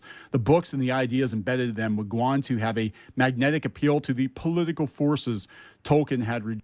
Now, mind you, the genetic determinations are necessary. Like, first of all, they're necessary for the characters, the lore, the story of Lord of the Rings. And then when you translate that to tabletop games like D&D, it's necessary for the rules. Like, why would you choose to play as certain races or certain classes or whatnot if they're all the fucking same? Which they are now. It's just a fucking homogenized hodgepodge of bullshit. There is no real benefit to choosing a drow or a human or a half-orc or a dwarf or a gnome or whatnot. Like, there's no benefit to any of that shit because it's all homogenous gobbledygook. All the genetic determinism was not only was it great for lore and story and world building, but it served as function within the fucking rules of the game. Rejected. So they're talking. Isn't D&D a game where you can make up characters and stories? Why is there a company? Well, because even though you can make up the characters and the stories, there are still rules that need to be followed. Like, there's still, because it is still a game. It's just not like, do anything you want, roll a dice, see if it works. There are still stringent rules that keep the game on track, that keep keep it accessible. Granted, with the accessibility of D&D, the ceiling, the barrier to entry used to be much, much higher. And that was a good thing. A high barrier to entry, because it was such a complicated game, kept out the riffraff that were unable to play it, or would get upset spaghetti if they didn't get their way. So with every single change and alteration from 4th edition on, that is lowered and lowered and lowered the barrier to entry, you get people that do not care about Dungeons and Dragons, that don't care about the lore, that don't care about the story, that don't care about the gameplay, that don't care about the mechanics, and it's just sex simulator. You can look up the rules, though. Well, I mean, yeah, you can. The idea, so, think of it like this. When you do homebrew stuff, you're effectively doing fanfic. And yeah, you could, of course, you make up your own fanfic. Like, again, I always homebrew all my stories and whatnot. But there are people that like to have the officially licensed real-life stuff. And, I mean, I'm one of those people as well. At least, but back when, WotC wasn't a complete ass clown of a company. You like having the lore books. You like having the minifigures. You like having the maps. And just because, like, it is official merchandise that is, again, it's no different than, like, having Star Wars Legends books or Star Wars video games that back in the day used to be part of the lore, part of the canon. About right-wing billionaires naming companies after Tolkien stuff. Palantir, Peter Thiel's company. And, of course, I was just talking about this the other day. Anduril, Palmer Lucky's arms company, does like AI drones, but he also makes video game consoles. He invented the Oculus. But they just zero in on this, like, oh, Tolkien must be super racist. So because of that connection to that influence by Tolkien, now by extension, Dungeons and Dragons is problematic and racist too. This is an argument from 2016. I'm not going to go into like this. Look, we're spending paragraph after paragraph talking about how it connects to Donald Trump, and they're talking about Mordor, and they're talking, oh my God. So let's go through it. Okay, so we got like 9 paragraphs talking about how problematic Tolkien is. Well, Dungeons & Dragons came from the early 1970s, a few years after insurance underwriter and cobbler Gary Gygax, because he wasn't educated. He was just a doofus from the Midwest, A student named Dave Arneson met at a Midwestern tabletop gaming convention. At the time, war games using miniatures to enact fictional or famous battles were popular, and there's a whole story behind it. This is an oversimplification. So the game involves dice rolls and numbers indicating character traits, rules, and a referee, but the best way I can explain it is a game of pretend. I was a freak from the jump. I didn't have a chance. Black and Jewish with a father in the State Department. I spent my early life bouncing around Brazil and Italy. So I'm very well educated. I need you to know this. I use very large words. I'm very well educated, unlike those bookish nerds, those misfits from the Midwest, the cobbler. How dare I think there is actually, I'm going to be honest here, with a lot of these journalists, these academics that try to tear down things that great men and women have made. And they go after their politics. And insert the famous education. Tolkien I think quote. There is jealousy. I think that they believe because I'm more traveled, I'm more educated, you must have just gotten lucky because of your skin color to be able to do these things. Walt Disney must have just gotten lucky because he was a white man or something. You know what I'm saying? Like No, Walt Disney rode the coattails of his brother Roy. Justice for Roy Disney. No, actually, I'm a huge Walt Disney fan. He's actually one of my heroes, fun fact. But yeah, just pointing out, Roy Disney truly was like the backbone of the company. He does not get the love and praise he should get. Is that mindset, and that is a very dangerous mindset to have, right? Because then and that's the thing, and that's where this whole idea of equity comes from, where other people have unfair advantages. And look, I'm not blind or dumb enough to say there isn't racism in this country, and historically it hasn't been a whole lot worse. Although, you know, the way things are going now, I don't know. There's a lot of crazy stuff going on, but you know what I'm saying? Like, yeah, I agree. But I don't believe taking from somebody else to give to, you know, redistributing, which is basically what we're talking about, right? Tiger King says Roy is the business guy, Walt is the art guy. They were both the business guy, but Roy was the more practical of the business guy, and Walt was the more risk it for the biscuit business guy, plus Walt was the art guy. So, like, Walt was a high risk, high reward individual, and also was the artist. Roy was he was what kept Walt grounded. Distribution of privilege. That's what we're talking about. We're talking about, instead of redistributing wealth, which, you know, some people are all for that too, see also taxes, but they want to redistribute and yes, Walt Disney was a ruthless boss. And they want to take points away from people. And it's very much like Harrison Bergeron, right? The only way that we can compete is to basically saddle this guy with a whole bunch of extra baggage, so we feel better. We can compete now because this guy is too talented, too smart, too whatever. But they oversimplify it. They're like, oh, it's just a skin color. It's like, no, just some people, whether black, white, gay, straight, whatever, some people have the it factor and some people don't. And the people who don't have the it factor spend an awful lot of time obsessing about the people that do have the it factor and tearing them down instead of working on themselves, I think, and their own stuff, right? I'm just saying. So just talking about how women didn't play it. Well, that's actually not true if you look at some of the early writers. And they're obsessed with the race issue when we're talking elves, dwarves, etc. We're not talking black people, Asian people. That's stupid. Alignment, stereotypes, cultural bias. Austin Walker, a black game designer who hosts the podcast Friends at the Table, described this to me as a terrible alignment of design goals, racial stereotypes.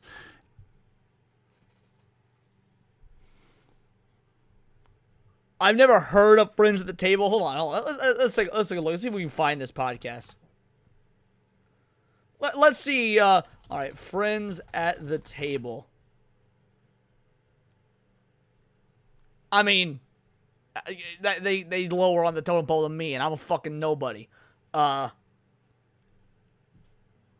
mean, those are some decent views 2 weeks ago, 10 months ago. Yeah, that's actually for his sub count. Not the point is, okay, so guy's a black game dev.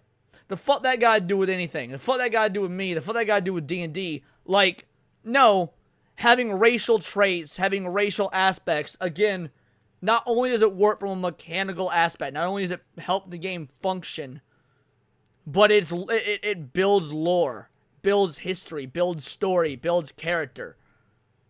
I cannot find a single negative about the idea of racial traits, racial designs, things like that. And cultural biases just being mashed together when you're playing a game that involves taking down the door and killing someone. You need to put someone behind the door who you're wanting to kill. So that's got to be black people. That's what the orcs are. No, if you think that, you're mental. The hero's journey, it just goes on. I mean, it's just, oh God, here, Critical Role, Star Broadcasting, shows such as Critical Role, Dimension 20, and other series expanded the audience just in time for the pandemic when people had a new need for activities. It didn't expand the audience. It created an entirely new audience. I think that's a very important distinction. It did not expand the audience. It created an entirely new audience for an entirely new game that effectively was not Dungeons & Dragons anymore and was Dungeons & Dragons in name only. They could do with friends remotely. Boom. Riggs. Okay, so this is Ben Riggs. This is a guy who's, that's a whole nother issue. So he said, D&D has become bigger than ever. Wizards told me that 85 million people have played D&D over the past year, and 21 million have registered on D&D Beyond, its online hub, and a lot of them are leaving now. Many new fans are being introduced to the game, not by playing it, by watching other people play it first. Actually, I would say some people are considering themselves D&D fans who don't actually play the game. They're fascinated with the idea of it. They have the hots for Matt Mercer. Nothing he said just then was wrong. Like, there are folk I know that I've personally met who have never played it in their lives that consider themselves D&D fans. And mind you, it's the kind of person I started out as. Not because of Critical Role and shit like that, but way, way back in the day, there was this author. His name was R.A. Salvatore, and he wrote some books. Y'all might be familiar with him. You know, the Crystal Shard, things that effect. You know, the Dark Elf series.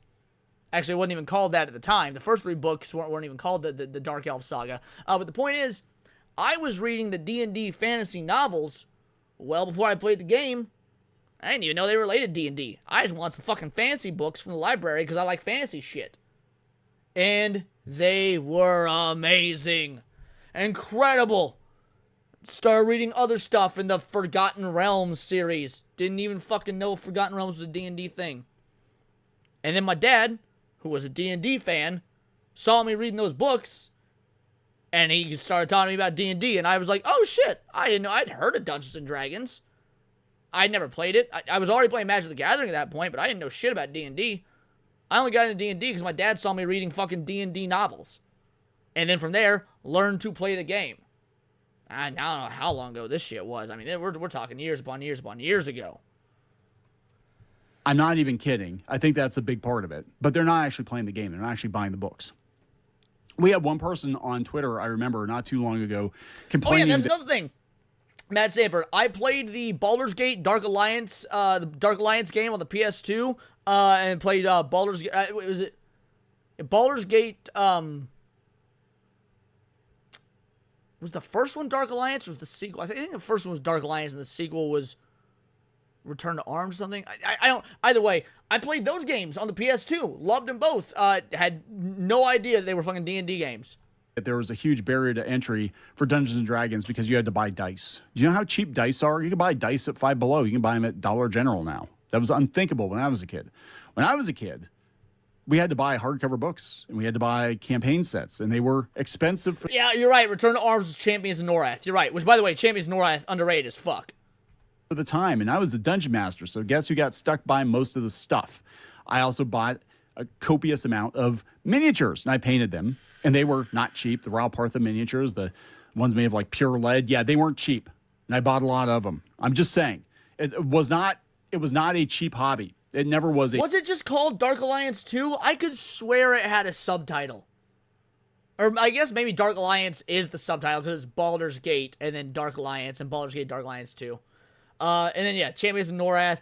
I don't know if I ever played... Because Return to Arms was the subtitle of the first one, wasn't it? Or was it Champions 2 Return to Arms? Man, it's been so many years since I played Champions and Norath, bro. I'm getting this shit all twisted. Okay, so yeah, it was just Baldur's Gate Dark Alliance and Baldur's Gate Dark Alliance 2. Okay. A cheap hobby, but we had people complaining about the price of The dice. second one's for Return to fuck's Arms. sake. Okay. Come on. Are these really the people we want in the hobby?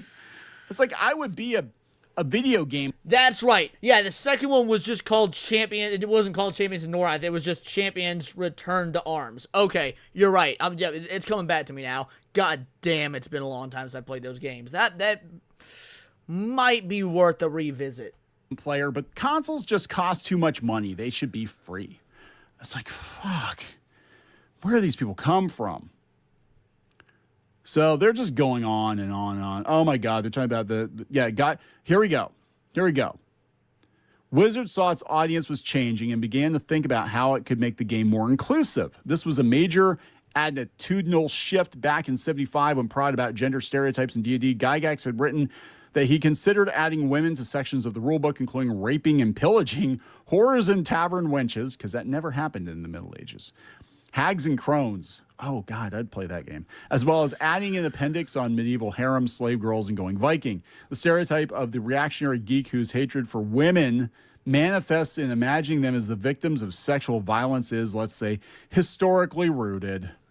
Or maybe it's rooted in, these additions are rooted in actual history because, you know, what did the Vikings do? Isn't there a reason that Vikings are associated with raping, pillaging, and plundering? I'm just, maybe it's not so much as a hate for women, so much as an understanding of using baseline real-world concepts and applying them in a fantastical setting. Couldn't be that simple, right? Then in 2020, George Floyd. Oh, my God. It's like this person had a bullet every fucking grievance ever with Tolkien and D&D. We're going to give them a megaphone, and they're going to use that megaphone because this thing is like 10,000 words of D&D is racist. Did I mention it's racist? Is racist is racist. This should be the game I want it to be. Then you make it the game you want it to be, but the official game does not have to be that. Why are you playing this game? If you think it's so problematic and you think the rules are so antiquated, why the hell are you playing this game? Go make another game. Don't expect the game to change. Don't expect the fans to change just because you're offended by things in the game, or play it the way you want to play it at your table. But what they've been pushing for years is they want to change it into something it's not. Your table. All right, so he clicked away before he didn't cover this part at all, and this is probably the most important part. Read what it says right here, and if it's too small on your screen you can't, no worries, I'll read it for you. It's like, buddy, it's make-believe, Walter said. If you want evil orcs and chainmail bikinis and slaves, you can do that at your house. Go grab your boys, Iyengar said. Go tell each other the story of Lord of the Rings for the 1,000th time. No one's threatening that, and frankly, no one cares. Go play your game, she said. Bullshit. That is being threatened. When you change the lore, when you change the rules, when you change the mechanics, all of that is being threatened because the identity of the officially sanctioned version of these characters, of this lore, of this world building, of the game mechanics are being changed and altered to cater to an entirely new group of people who didn't want this as it was, who didn't want the original product as it was, which never should have stayed. So yes, that does in fact take away from the original. There's a reason that the new Star Wars products take away from the original. When you've got all the retcons, when you've got the changes, when you've got old school fans that love the OT, frankly, some people even love the PT, like your boy here, saying like, oh, well, it's hard to go back and watch even those now because it's inconsequential based on what we know is officially canon with all the changes and retcons. Yeah, that puts a fucking damper on things because we do care about lore and we care about this. Again, like Henry Cavill said, we're passionate. But what they've been pushing for years is they want to change it into something it's not. Well, it is now. I can't say that. And they have. And they've chased off the grognards. Congratulations. Most of them have left a long time ago. And now because of your corporate greed, Hasbro, you've also chased off a lot of your older or newer fans too, as well as the older fans. With the OGL debacle, a lot of people have left. But yeah, this is ridiculous. We don't need people like, God, oh my God, Ghostbusters 2016? Are you freaking kidding me? I almost brought up Ghostbusters and I switched to Star Wars instead because I figured it'd be a more easily identifiable reference, but I almost said Ghostbusters when talking about changes to the lore. The Echo, oh my God. Gamergate, Comicsgate, Ghostbusters 2016, The Acolyte, The Rings of Power, all... Vacinum, I don't think WotC could have done that due to the OGL. The damn check marks. DI. Musk is welcome to waste his money on trying to make everyone play the version of D&D that he thinks should exist in the world. That's never been how it works. Everyone will play it how they want, or they'll play something else. You could have just written that in the first paragraph, and that would have been like, hey, I think old D&D first edition is problematic, so I'm going to play it the way I want to play it. That's like 2 paragraphs, so you don't get, if you're getting paid by the word, you gotta really stretch this thing out. So there we go, guys. Dungeons and Dragons is still racist in 2025. Alright, so yeah, that was a good video. Great article. Again, I'm going to link it to you guys in the chat. At the end of the day, it didn't touch on something that I do want to talk about, which I feel is kind of the most important takeaway from the video, or that wasn't even in the video, is the idea of Elon Musk buying D&D, buying Hasbro. Like, it sounds good on paper, but I don't like this mentality that a lot of us have about Big Daddy billionaire coming in, buying thing to save it.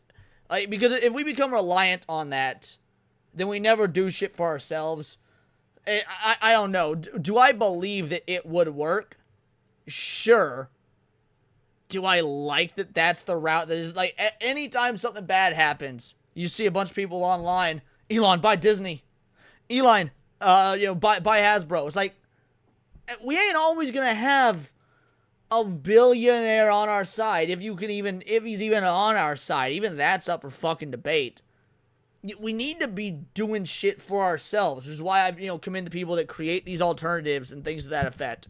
But yeah, like, I just, if it came down to Elon was legitimately looking into buying Hasbro, it's not like anything I say is going to stop it from happening, so I would get behind the idea.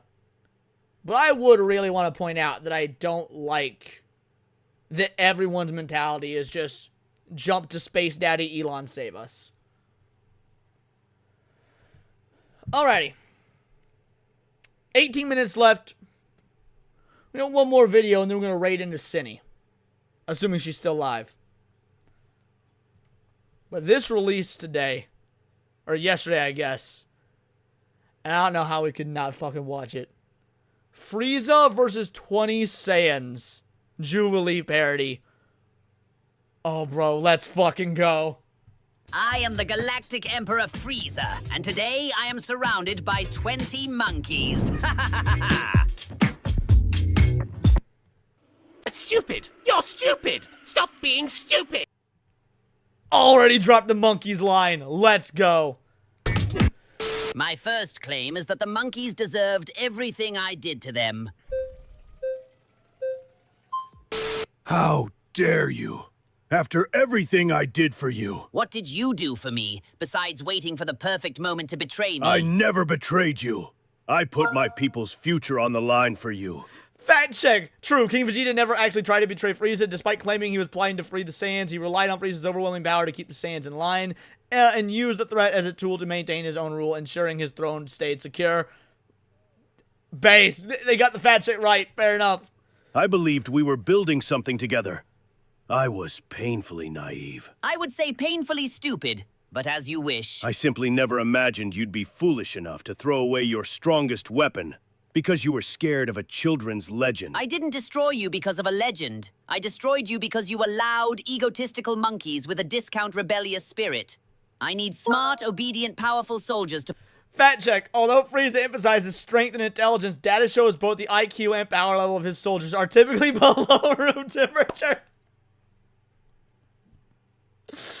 Oh, that's awesome. Push my empire forward, not savages I have to supervise every second. If you truly weren't afraid, why didn't you face us like a man, with honor and pride?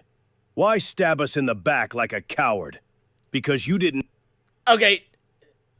King Vegeta also didn't do shit with honor and pride. The Saiyans kinda were savages. This is, Pot calling the monkey black. Have the balls to risk one of us awakening the legend. No, it's because you didn't have the balls to risk. Fact check true. This is, like, by the way, these are my favorite kinds of community notes on X. These are my favorite sorts of community notes on X, are the ones that are just, like, obvious troll jobs, but still factually fucking accurate. Yo, shout out to Epic Mike. We got an Epic Mike raid. You'll love to see it. Truly appreciate it, homie. I hope you had an awesome Christmas. Merry fucking Christmas to you, my man. You and yours, your family. I know that you've been showing your little chitlins Dragon Ball, so hopefully you enjoy this. But again, yo, Mike, thanks a mil, brother. Risk one of us awakening the legend. No, it's because only brainless monkeys care about vain pride and honor. I care about winning. Winning?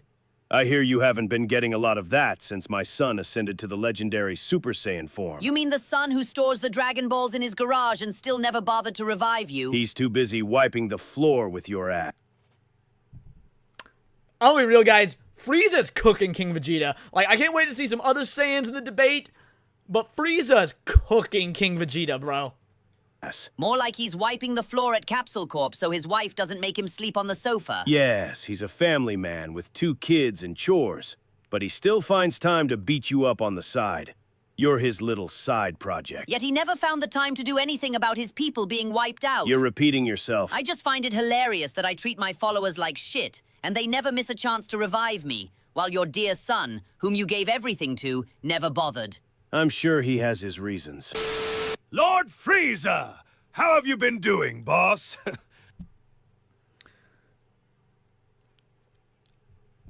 This gonna be good. Oh, I remember you. You were the giant brainless brute who used to hang around Vegeta. What happened to you? You disappeared. Yeah, I took on... Yeah, Hypno. He cooked him. 10,000 soldiers by myself. I was this close to conquering the planet in your name, but they got me in the end. This bullshit is over 9,000. Very heroic death. Anyway, I wanted to ask you something. I don't really know how to bring it up. Spit it out, mindless gargoyle. Okay. I just wanted to ask about the life insurance money. You know, for giving my life for your empire. I mean, you owe me quite a bit, boss. Oh, that's true. You're absolutely entitled to your workers' rights. I'll check with HR and have it sent to your closest living relative. Oh, wait. You don't have any. If this is just gonna be fucking 10 minutes of the Saiyans getting dog-walked by Frieza, I'm all the way here for it. Maybe Vegeta can throw in some cooks, but like, you know Goku can't fucking argue against Frieza. Even in the non-abridged versions, right, Goku was kind of fucking retarded. What's Trunks gonna do? Aside from maybe point out the fact that he's the one that actually killed him, Trunks might have a chance. I think we're just about to watch 10 minutes of the Saiyans getting fucking murdered for the second time by Frieza. Killed them all! Come on, boss. I'm serious. What would you even do with it? You're dead, idiot. No, not for me. I was thinking maybe you could donate it to some charity. You want me to be your philanthropist? I was hoping it might reduce my hell sentence a little bit. I'm tired, boss. It's been 20 years. Get out of my sight before I find a way to make hell feel like a vacation. Come on, boss. It would make Vegeta furious if I got into heaven. All right. Maybe I'll consider it. Now get out of here. Okay, you know what? Appealing to Frieza's hatred of Vegeta to get your way is actually a big brain move for Nappa. Big brain move. And yeah, the I'm tired boss line was good. Oh, thank you. Thank you so much, boss. I really appreciate it. One last thing, since I've got you. What? Do I still get travel reimbursement for that trip to Earth? It was a long flight. Leave! Why did you kill me, boss? To provoke your rather unpleasant son into becoming a Super Saiyan. I assumed you monkeys would finish each other off eventually. I understand that. Vegeta deserved punishment for his crimes. But how can you sacrifice your last 2 Saiyans after you lost all of us to a meteor? A meteor? I forgot these guys wouldn't know that, Paragus wouldn't know that Frieza's the one that fucking did it. Because that was the original lore, is that, you know, the Saiyans were convinced by Frieza that a meteor struck their planet and whatnot. Well, Paragus and Broly would have been off-world by that point. Oh, that's some fucking smart writing. These dudes know their Dragon Ball lore. That's some good writing right there. You still believe that? How charming. What do you mean? Didn't a meteor strike planet Vegeta and destroy it completely? Oh yes, absolutely. That is precisely what happened. By the way, why didn't you stop it? You had the technology to predict it, and the power to prevent it. I did. I even held it in place, long enough for everyone to see their beloved emperor saving them. Unfortunately, your king found that moment hilarious and decided to tickle my armpit. The meteor slipped and fell right onto the planet. It was tragic, really. Oh my God! I knew it! King Vegeta would absolutely do something like that. He always worked against us. Yes, he seemed quite upset that I was the hero, and not him. I'm sure he was. But still, how could a single meteor wipe out our entire race? We usually... That's actually a fair question to ask in the context of Dragon Ball Z when dinosaurs do still exist, so obviously the Chicxulub impact didn't do shit. have thousands of Saiyans off planet. King Vegeta asked all the Saiyans to return home, except his son for some reason.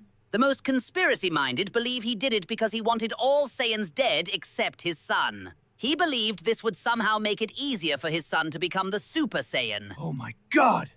He's so evil! Tell me my sacrifice wasn't wasted! Tell me my son defeated that bastard! Oh my. If you knew what became of your son, you wouldn't believe me. What happened? I don't even want to tell you. It will break your heart. Please, boss. Tell me! He failed. He never transformed, and when defeat became inevitable, he begged for his life. Then he joined the prince. After everything I did for him! This is such an accurate depiction of Frieza. Frieza might be the most evil motherfucker in anime history. It's like, oh, Dio Brando, he forcibly kissed a girl. Yo, fuck your Dio Brando bullshit. Like, Frieza is a universal tyrant. Like, dude makes Hitler look like goddamn Barney the dinosaur. You see those engagement bait posts on X, like, oh, who was the most evil? And it's always like, you know, Griffith from Berserk. You know what I'm wrong? Griffith is an evil motherfucker, right? Griffith is an evil motherfucker. Griffith didn't subjugate an entire goddamn galaxy for the lulz. Please tell me you destroyed them all! You had the power, boss! Oh, I certainly did. But I wanted a Saiyan to avenge his own people. It would be cruel to take that honor away from your race. Revive me, my lord. Maybe I can do it. Maybe I am the legendary Super Saiyan. I doubt that. However, I do believe you could become a different form. One I've been... There was something about the delivery of the I doubt that was just fucking perfect. Searching for quite some time. Really, boss? Yeah. What kind? The Super Monkey Idiot. After speaking with you, I'm confident you're the one. Aren't you tired of this, Frieza? Are we always going to be like this? What exactly are you implying? I mean, everyone we fought eventually became good and joined us. Everyone except you. Your ego just keeps getting you beaten by us over and over again. Go on. I mean, I would say that's mostly true. Yeah, Yamcha, bad guy, becomes good guy. Tien, bad guy, becomes good guy. Piccolo, you know, Vegeta, even Boo. But Gohan says everyone we fought eventually becomes good and joined us. Homie, you murder-fucked Cell. Clearly he didn't become good and join you. You're the one that made that not happen. Exactly, person. Never! That is never going to happen. You could just get off your high horse. Be one of us. Come live a peaceful life on Earth. It's actually pretty nice. After all these years, you still don't understand who I am. I am evil incarnate. It's what I was born to be, monkey boy. That's what I used to think too. But I fought alongside you in the Tournament of Power. I saw that you can do better. I despise nothing more than you and your father's optimism, that pathological naivety. I am exactly where I want to be, at the head of the greatest army in the universe. We can give you that on Earth. We'll put you in charge of the Red Ribbon Army. As long as you promise to use it to protect the planet. I would use it to make the lives of your entire population miserable. Hurting people is something I enjoy. Something... Fucking based, like... I require. Something I cannot live without. Bulma could probably simulate something like that. You know, safely. If you promise not to do it for real. Just stop being bad and join us like a... And you know what? This version of Gohan right near, still ain't as bitch made as the version of Gohan we get throughout the vast majority of Dragon Ball Super. Like somehow, this Gohan is still more alpha than Dragon Ball Super Gohan. A normal villain. Stop! I am not a normal villain. I am the villain. I am the architect of your extinction. The cold, unfeeling void that swallows civilizations for amusement. Is he doing the reverse of the Goku's "I'm the hope of the universe" speech? That's brilliant. I am the apex of villainy.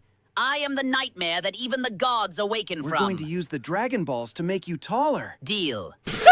My final claim is that I am the best leader this universe could possibly have. Interesting. I'd love to hear you repeat that. Again, very well done, callbacks to actual, Dragon Ball lore. Vegeta wore this suit in one episode, precisely one episode of Super. This is a canon, lore-accurate suit. With the same confidence, in front of the actual god of the universe. Beerus doesn't frighten me anymore.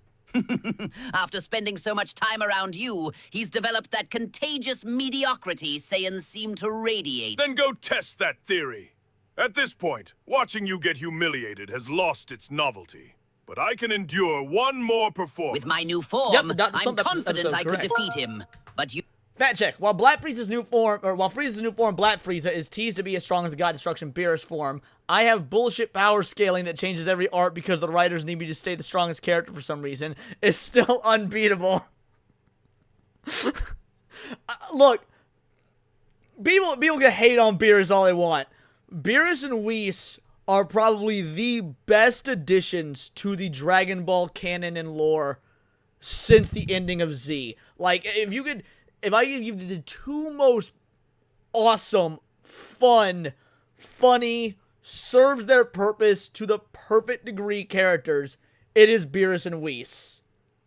You misunderstand me, Saiyan. This isn't about strength. It's about leadership. Something you've only ever observed from a distance.